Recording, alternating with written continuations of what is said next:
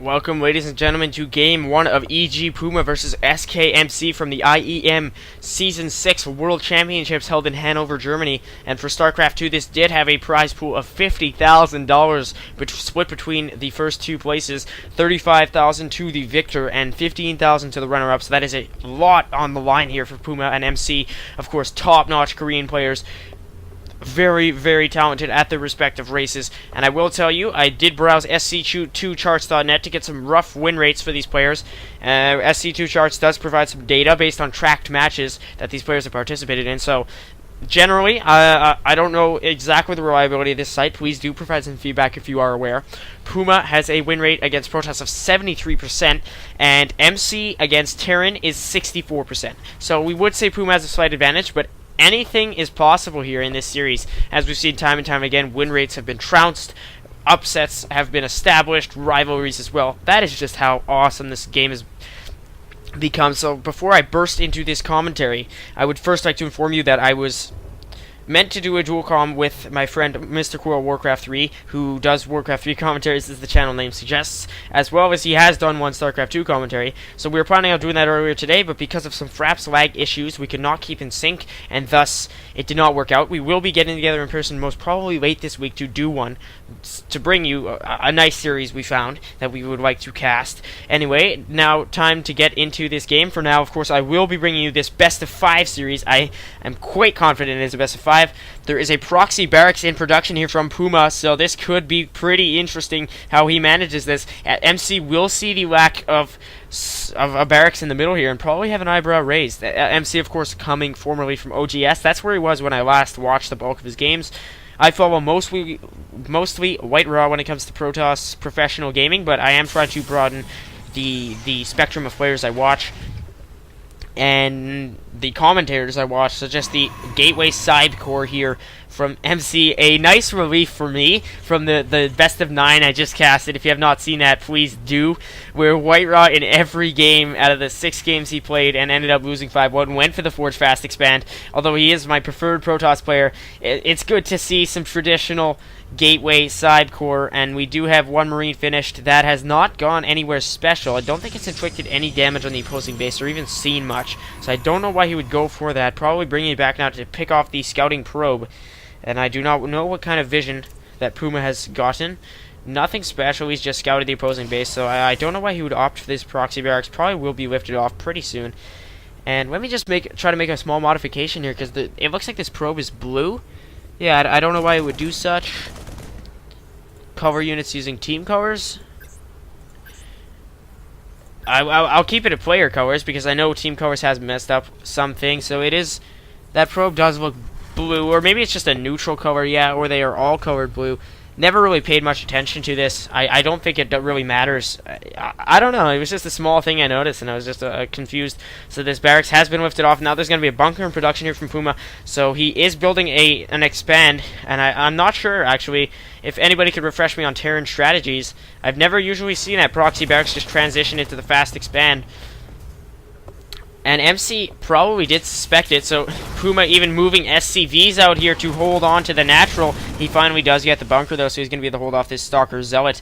So maybe that was supposed to be a fake out there from Puma, and he opted for the proxy barracks to just confuse his opponent and then lift it off, bring it back.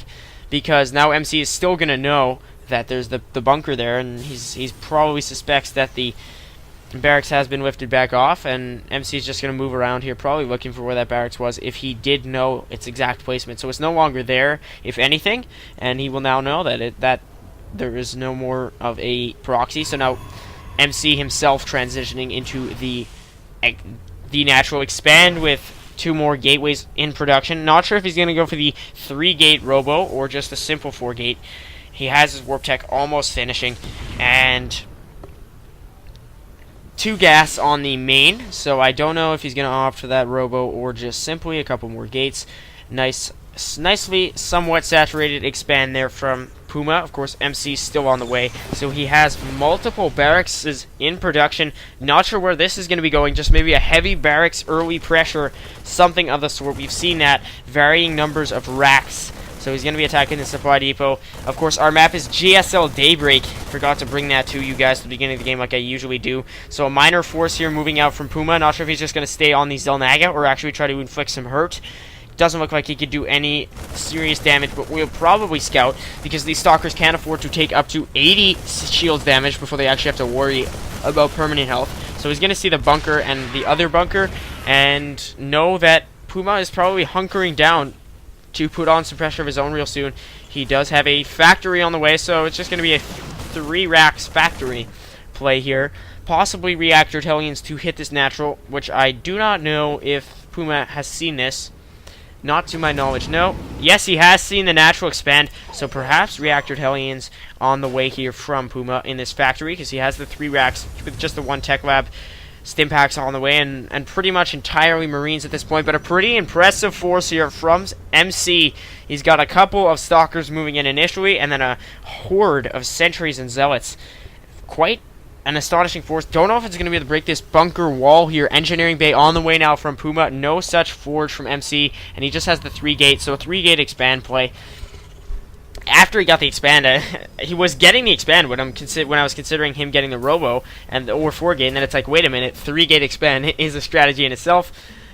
Just missed that real in the heat of the moment. So we have a starport now and a reactor on the factory. Yes, a reactor on the factory on the way, and now this push is going to be coming.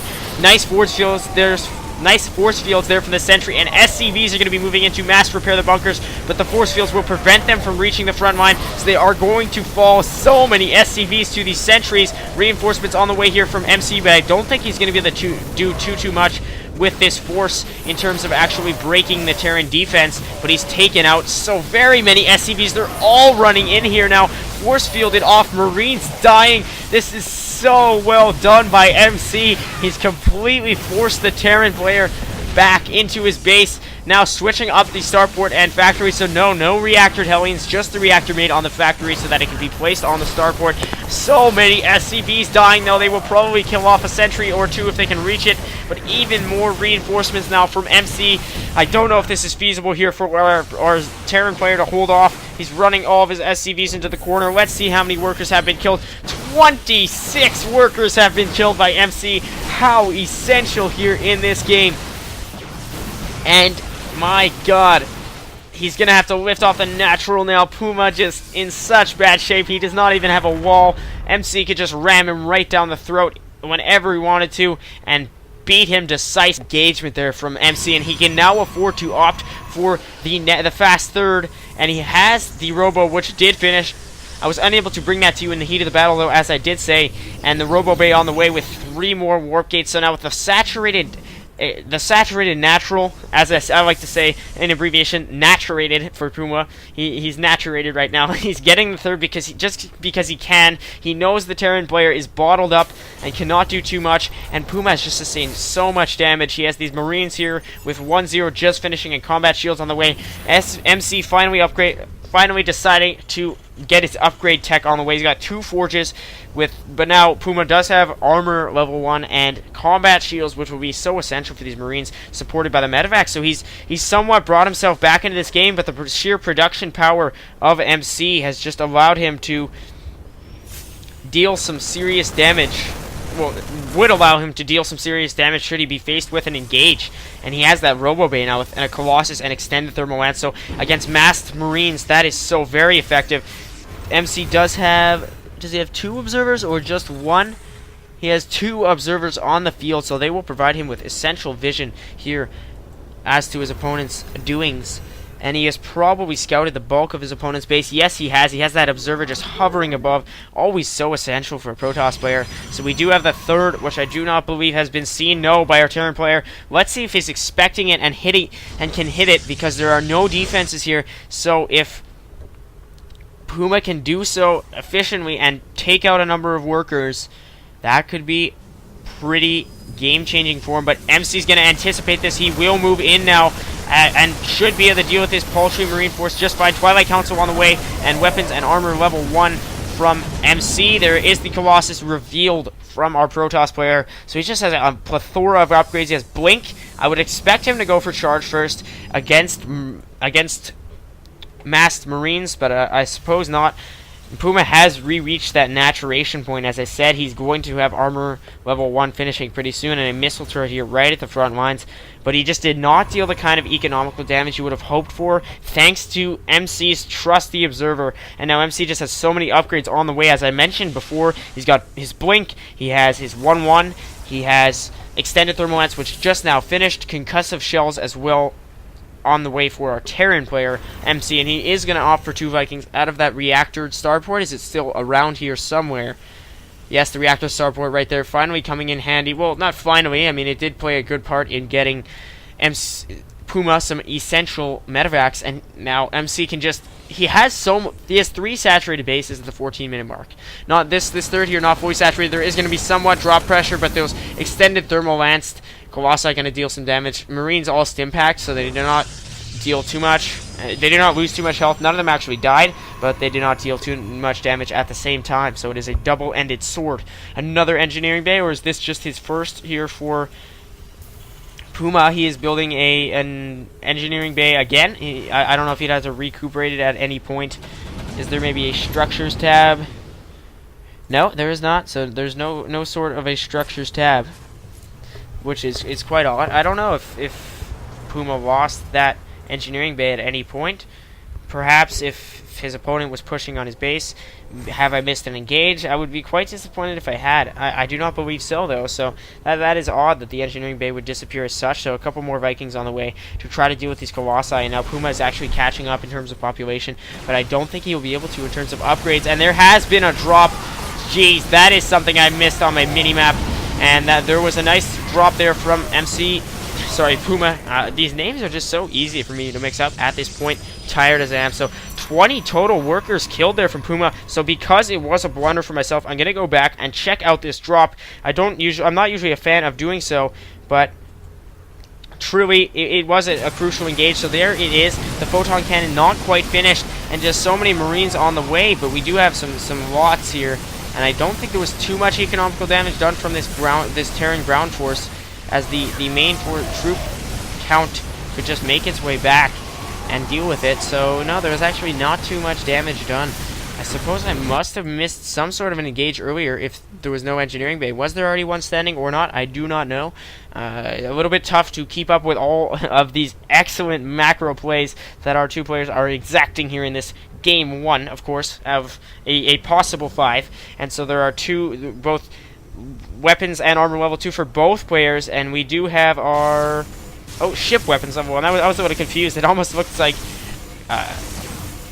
graviton catapult there for carriers. I was like, wait, Terrans do not have that upgrade. So Psystorm now and Charge both researching, and another no, they recuperated Robo, so it must have fallen in that engage, or perhaps an earlier drop that I could have neglected to see. Drops, I find, from a commentator's perspective, especially when you are just beginning to cover professional replays, it's very tough to keep up with, because drops are just so quick, so efficient, and so pretty much so quick and efficient that you can hardly see them yourself. Imagine actually playing that game. You can tell I would get dropped a la max, even though my personal best win rate, I believe, is against Terran. So 2 Archons now morphed somewhere on the map here for MC, and he has a number of High Templar coming in. So all these charge lots and this factory coming under siege somewhat here, and here's a forward pylon establishing.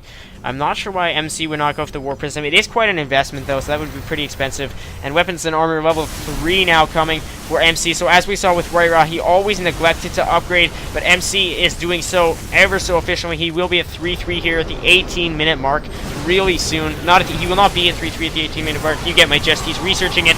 These charge lots now trying to move into the Marine force. Some nice size storms there, picking off almost half of the force. They're forcing Puma to retreat here, and Archon's dealing a lot of damage. These charge lots dealing a lot of damage. The Vikings not really used too well, and Puma comes out with the GG. MC has left the game, Puma has left the game, and now our Protoss player goes up 1-0 in the game. Wow, definitely well played. I think it all comes down, though, at the root of it. Well, worker skill doesn't really count at this point, but as you saw earlier, no matter what kind of drops Puma was able to get off, which I may have missed or may not have, please do correct me if I have. I'll probably see it in the replay if I missed one. I'll do my best to cover it more in depth in Game 2 because, of course, now I'll have my eyes completely peeled to the minimap to make sure there are no more drops. But I think what really won it for MC was, of course, the 26 workers killed there early. Not sure why Puma would opt for the attempted proxy barracks and then only to lift it off and lose so many workers. Anyway, I hope you guys enjoyed game number 1. I will see you in the next episode. Hope you enjoyed it once more. See you guys then. Goodbye.